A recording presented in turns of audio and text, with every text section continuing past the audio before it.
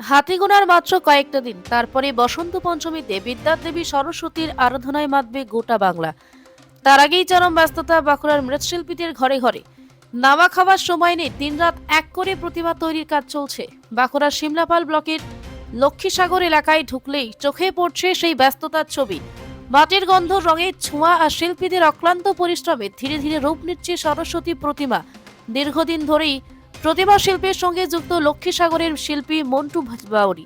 এবছর তার হাতে এসেছে 50টিরও বেশি সরস্বতী প্রতিমা তৈরির বরাত।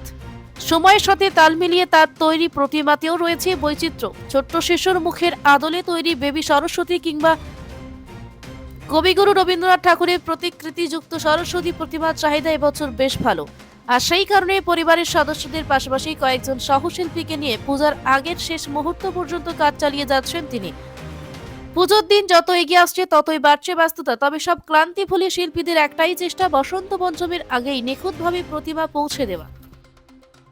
তার তো ভালোই আছে।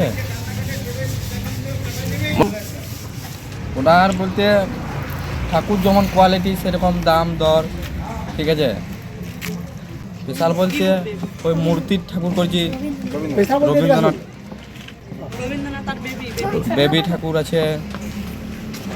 মোটামুটি খারাপ নয়, টুকটাক করে অর্ডার আসছে, তো পুজো বেরিয়ে আছে এখন 6-7 দিন, মোটামুটি অর্ডার ভালোই আসছে।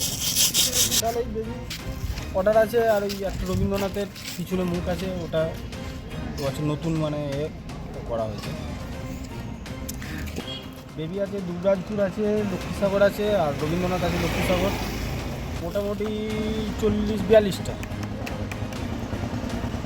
হ্যাঁ, আবার সমস্যা বলতে অতিরিক্ত ঠান্ডাটার জন্য মানে একটু অসুবিধা হচ্ছে কাজে, লেবারদেরও একটু অসুবিধা হচ্ছে, আমাদের একটু অসুবিধা হচ্ছে। আর সন্ধ্যের পর তো মানে প্রচুর ঠান্ডা।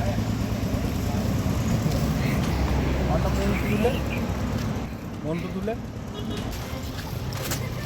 পিস নিউজ বাংলা, সত্যের পক্ষে, শান্তির পথে।